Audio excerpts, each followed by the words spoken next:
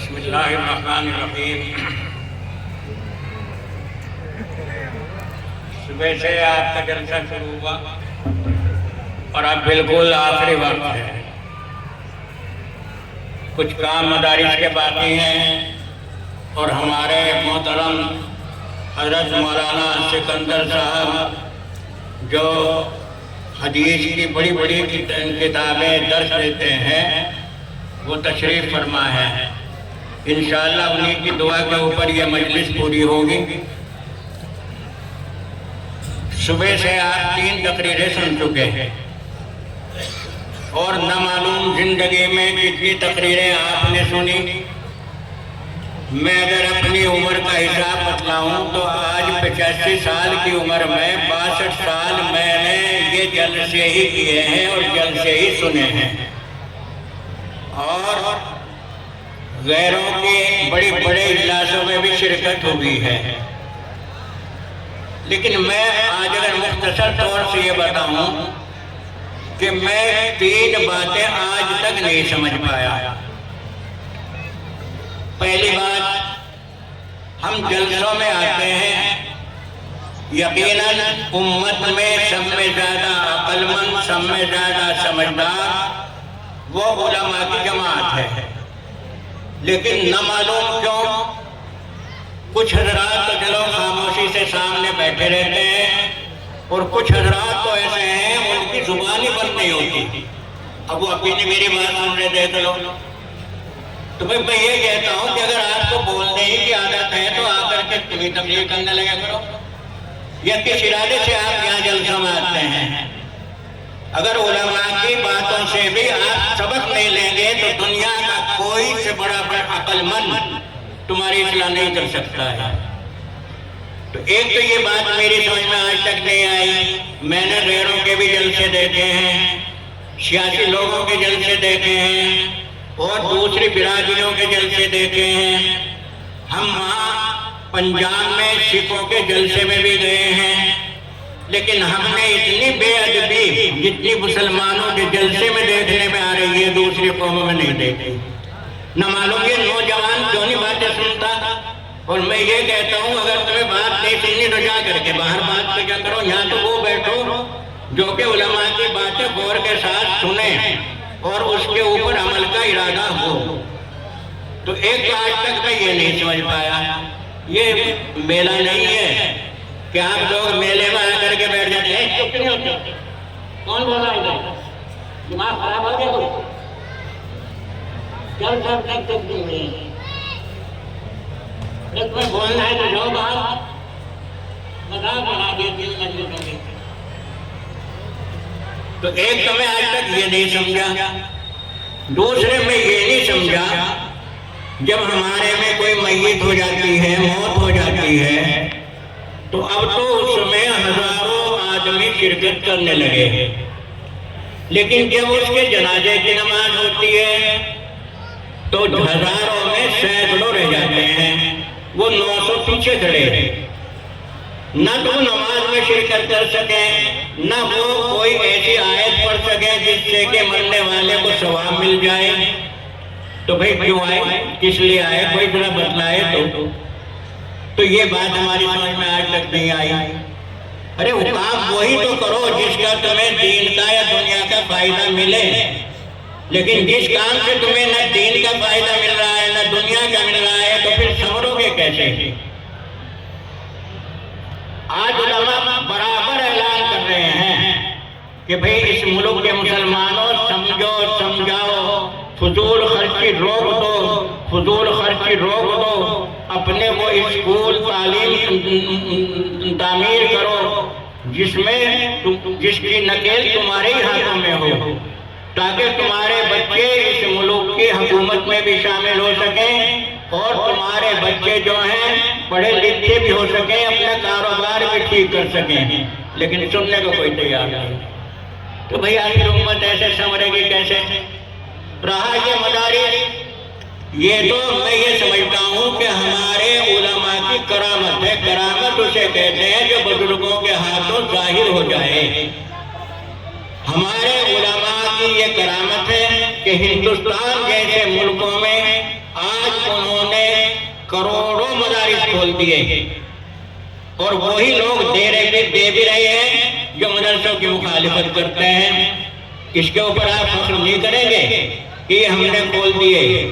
नहीं, ये तो बुजुर्गों का कष्ट कह लीजिए, ये बुजुर्गों की करामत कह लीजिए। तो आखिर जरा सोचो, फिर हम ये देख रहे हैं कि हम जलसे में चलो आए, कुछ बातें उलमा ने दीनी बतलाई, कुछ ऐसी भी बतलाई जिनके ऊपर हम जरा गौर करें कि आखिर इस मुल्क के अंदर हम रहेंगे कैसे। आखिर हुकूमत जो आजकल ये सबक हमें दे रही है तो इससे हम अपने आप को कैसे बचाएं। लेकिन नहीं, गौर करने की जरूरत ही नहीं है, फिक्र करने की जरूरत ही नहीं है, सोचने को तैयार ही नहीं है। तो भाई दुआ ये करो कि अल्लाह हमारे इन जहनों को बदल दे। कौमें कहाँ से कहाँ जा चुकी, कहाँ जाली दूसरी बिरादरी है जिनके पास बीघा 2-2 बीघा जमीनें थी, आज वो मुल्क के मालिक हो गए, और जिनके पास सैकड़ों बीघे जमीनें थी आज वो फकीर हो गए। आखिर कभी तो सोचो, गौर तो करो। खैर ये चंद बातें तो मैंने बीच में कह दी हैं, वो जरा कम है, लेकिन इसका एहतियात करो।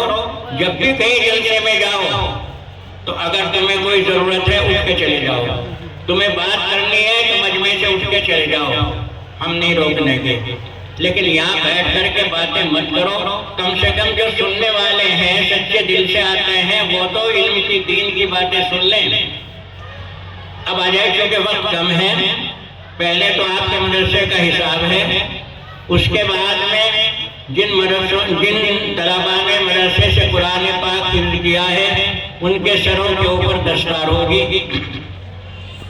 लाओ जी हिसाब। देखो मेरे से तो जरा मुश्किल हो गया, मेरी आंखों की रोशनी बहुत कमजोर हो गई, और इसलिए हिसाब ये सुनावेंगे। अभी क्योंकि जलसा जो हो रहा है ये 11वें महीने में हो रहा है, साल अभी पूरा नहीं हुआ। जलसे मार्च के अंदर पूरे हुआ करते थे, लेकिन क्योंकि मार्च के महीने में रमजान शरीफ आ गया, इसलिए अब ये जलसे जो हो रहे हैं ये कुल 11 महीने में है। इसलिए जो हिसाब आपके सामने आ रहा है ये 11 महीने का है। सुनाइए जरा, सुनते रहो और के साथ में, खामोशी के साथ सुनते रहो। ये 11 महीने का हिसाब है आपका। माइक ये तो चल रहा, ये ले लो ना, वो क्यों नहीं चल रहा?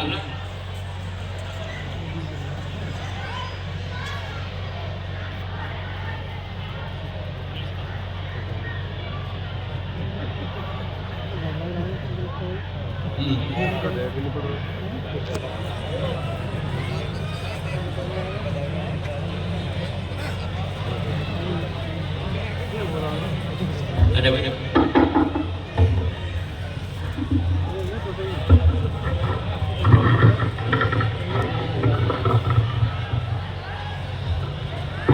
बिस्मिल्लाहिर्रहमानिर्रहीम।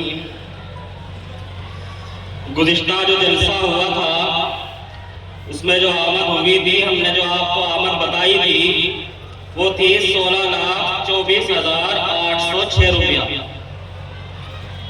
लेकिन इसमें कुछ अहबाब ऐसे भी थे कि जिन्होंने या तो नकद की सूरत में चेक दे दिया या फिर उन्होंने उधार लिखवाया। इस तरह कुछ नकद वसूल नहीं हो पाई, वो है 66,133 रुपया। तो 66,133 जो उधार जी। तो इस तरह जलसे की नकद जो आमद हुई वो है 15,58,673 रुपये। 15,58,673 रुपये। बस्ती से बराई काजात यानी जलसे से पहले जो घूम करके हमारे उस्ताद वगैरह जमा कर लेते हैं वो है 34,075 रुपया। जो कपड़ा आया वो फरोख्त हुआ वो है 35,500 रुपये। जो बस्ती से घूम फिर गए जो गंदम जमा हुआ वो बिका, वो 6 क्विंटल 82 किलो गेहूं थे, वो बिके 14,458 रुपये। इसी तरह कुछ चावल थे जो 5 क्विंटल 41 किलो थे, वो बिके 11,532 रुपये। तो इस तरह कुल जलसे की आमद हो गई 16,54,238 रुपये। 16,54,238 रुपये। रसीदों के जरिए जो आमद हुई, साल भर के अंदर जो रसीदें कटी, उससे जो आमद हुई वो है 12,21,702 रुपये। फसल के मौके पर जो गंदम इकट्ठा हुआ, उसमें से जो फरोख्त हुआ वो है 72 क्विंटल 38 किलो। वो बिका 1,53,807 रुपये। 1,53,807। 21 क्विंटल गेहूं फितरे के तौर पर जमा हुआ, वो है 44,625 रुपये। चरमे कुर्बानी यानी कुर्बानी का चमड़ा, वैसे तो उसका कोई खरीदार नहीं, लेकिन फिर भी वो जो कुछ फरोख्त हुआ वो है 34,300 रुपये। तो इस तरह पूरे साल की जो आमद हुई वो है 31,08,672। 31,08,672 रुपये। और ये कैसे कैसे खर्च हुई? पिछले साल गुज़िश्ता जो जलसा हुआ, उसमें जो चावल वगैरह जो जमा होते हैं बस्ती से, वो तो हमने फरोख्त कर दिए। नया चावल हमें बाजार से लेना पड़ा। ये इसी तरह सब कुछ जलसे का खर्च हुआ, वो है 85,168 रुपये। कुछ तामीर का काम हुआ, मस्जिद की बाउंड्री बाकी थी, इसी तरह वुजू खाना इधर की बाउंड्री गिर गई थी, वो कराई गई, तो वो है 3,70,500 रुपये। तनख्वाहों के ऊपर जो खर्च हुआ वो है 18,43,040 रुपये। मतबख के ऊपर जो बच्चे यहाँ पर रहते हैं उनके खाने पीने का खर्च, दवाओं वगैरह का खर्च, उसके ऊपर सब कुछ खर्च हुआ 2,35,208 रुपये। रिहाइश के अंदर बिजली के बिल वगैरह, इसी तरह टाट वगैरह, ये बल्ब वगैरह का जो सब कुछ खर्च होता है वो है 1,65,402 रुपये। दफ्तर के अंदर चूंकि कागजों की दुरुस्ती का काम होता है, रसीदें वगैरह छपवाई जाती हैं, ये इसी तरह हिसाब भी ऑडिट कराना पड़ता है, सीए वगैरह की फीस देनी होती है, तो वो है 68,695 रुपये। सिफारत, हमारे कुछ उस्ताद जो रमजान के मौके के ऊपर बाहर चले जाते हैं, तो उनके किराए वगैरह के ऊपर जो खर्च होता है वो सिफारत के अंदर दाखिल है, वो है 24,692 रुपये। तो इस तरह जो कुल खर्च हुआ वो है 27,92,705। 27,92,705 रुपये। आमद जो हुई थी वो थी 31,08,672 और खर्च हुआ 27,92,705 रुपये। तो अब तहवील यानी बाकी जो बचे वो है 3,15,967 रुपये। 3,15,967 रुपये आपकी जमा है।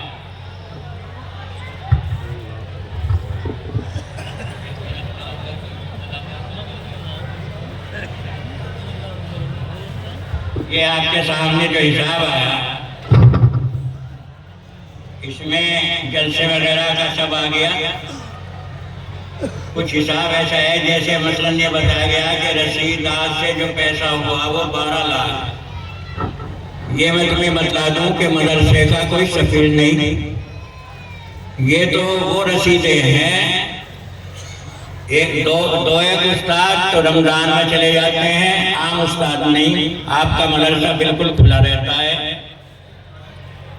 बकिया कुछ ऐसे अहबाब हैं जो आपके इस मदरसे से ताल्लुक रखते हैं, उनका यह भी नहीं कि वो जलसे में ही देंगे, नहीं, जब भी उनके समझ में आती है, दिल चाहता है, वो रसीद कटवा लेते हैं। नहीं, इस तरीके से ये 12 लाख रुपया वो आया है जिनके नाम तो रजिस्टर में दर्ज हैं, लेकिन वो बहुत से ये भी नहीं चाहते कि हमारा नाम भी जाहिर हो।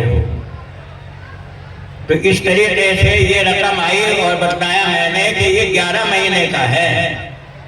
ये महीना जो 12वां चल रहा है, फरवरी का महीना, इसकी तो तनख्वाहें वगैरह नहीं दी गई, न इसका भी खर्च आया। अभी तो चूंकि इसकी 21 तारीख है, अल्लाह के फजलो करम से आपका मदरसा बराबर इसी हाल पे चल रहा है जिस हाल पे बुजुर्गों ने ये छोड़ा था, यानी इसका कोई सफीर नहीं होता। इसीलिए हम ऐलान करते हैं कि अगर कोई शख्स इस मदरसे का नाम का चंदा मांग रहा हो कहीं, तो जरूर हमें इत्तला दे। हम बिल्कुल इस तरीके से चंदा नहीं करते। यहाँ ये तो तुम्हारा बड़ी खुशी का चंदा है। अब ये 27 लाख रुपया आपका खर्च हुआ है और अल्हम्दुलिल्लाह अभी 3 लाख से ऊपर जमा मौजूद है। आगे रमजान आएगा, वो जो कुछ होगा अगला हिसाब बाद में होगा। सोचना ये है कि आपने जो ये इतना पैसा खर्च किया है इस मदरसे के ऊपर, तो मदरसे ने आपको क्या दिया? क्या है ये? कुल तलबा कितने मदरसे में जो दाखिला हुआ वो है 746 तलबा। इतना तो रजिस्टर दाखिले में आया है, लेकिन इनमें हम ये कोशिश करते हैं कि हमारे वो बच्चे जो स्कूलों में जा रहे हैं वो मजहब से दूर ना हो, क्योंकि ये तो सब सरकारी स्कूल हैं, ये तो अपनी बात सिखलावेंगे। और हमारी मुसलमानों की ये भी जिम्मेदारी आती है कि हमारे बच्चे दीन से न भटकें। इसलिए कुछ बच्चे तो ऐसे हैं, 229 बच्चे, ये तो वो हैं जो कि छुट्टी के वक्त में शुरू में 1 घंटा ऐसे दरमियान में इतवार की छुट्टी हो गई, वो यहाँ आते हैं और हमारे ये उस्ताद उनके ऊपर वक्त लगाते हैं। माशाअल्लाह इनमें बहुत सारे बच्चे ऐसे हैं जिन्होंने अपना कुरान शरीफ भी पढ़ लिया, कुछ ऐसे हैं जो कलमे वगैरह से वाकिफ हो गए, कुछ ऐसे हैं जो अपनी नमाज वगैरह सब सीख गए।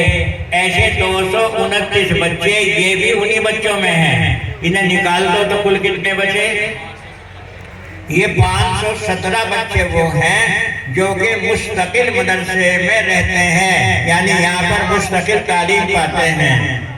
लेकिन हम ये कोशिश करते हैं कि हमारे ये बच्चे अगर यहाँ कुरान शरीफ पढ़ें तो कम से कम ज़रूरत की हिंदी वगैरह ज़रूर सीख लें, ताकि अपने कारोबार में वो मोहताज न रहें। इस किस्म के जितने भी नाजरे में बच्चे हैं वो नाजरे कुरान शरीफ के साथ, बल्कि बाद दफे तो 5वीं तक की हिंदी पूरी कर लेते हैं वो, ये हमारी कोशिश रहती है। तो इन्हीं ये 500 से ज़्यादा बच्चे वो हैं जो कि मुस्तकिल हैं। इनमें वो बच्चे भी हैं जो कुरान शरीफ हिफ्ज़ कर रहे हैं, वो बच्चे भी हैं जो अरबी जमातों में लगे हुए हैं, और वो बच्चे भी हैं जो कि नाज़िले हैं।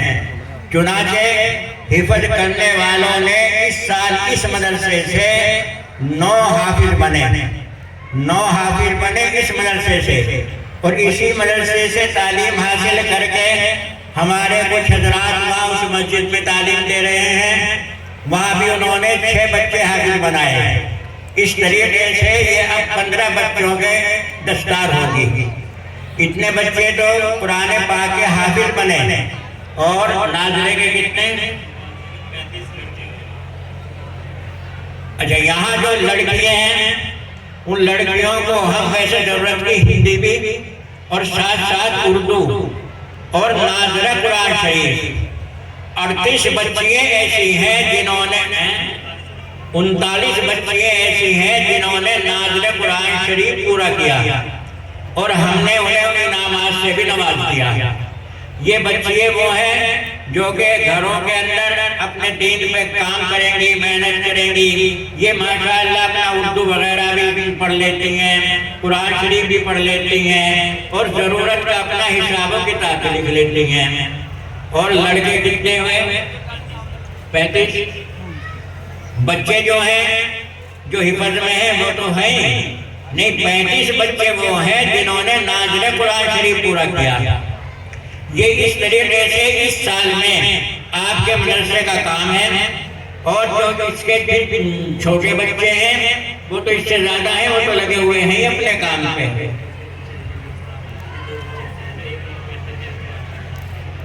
अच्छा, इनमें जो है हमारे जो दर्जे इवर के उस्ताद हैं, उनका ये दावा है कि हमारे इन 9 बच्चों में 2 बच्चे तो ऐसे हैं जिनका मुकम्मल कुरान शरीफ आप अब सुन लो खड़े होकर के। ये आपके मदरसे के मुख्तसर से मैंने कार बताया है, और ये मैं फिर अर्ज कर दूं कि मदरसा अल्हम्दुलिल्लाह इस तरीके से चल रहा है कि न कोई इसका चंदा होता आम तरीके से, ये सिर्फ खुशी का लेना देना। जलसे में भी आपका खुशी का लेना देना है, और इसी तरीके से ये खुशी से ही चंदा उंदा करते हैं, रसीद कर जाती हैं। अब उन बच्चों के कोई दस्तार होगी जिन्होंने कुरान पाक ही किया है। लाओ जरा नाम बोलो।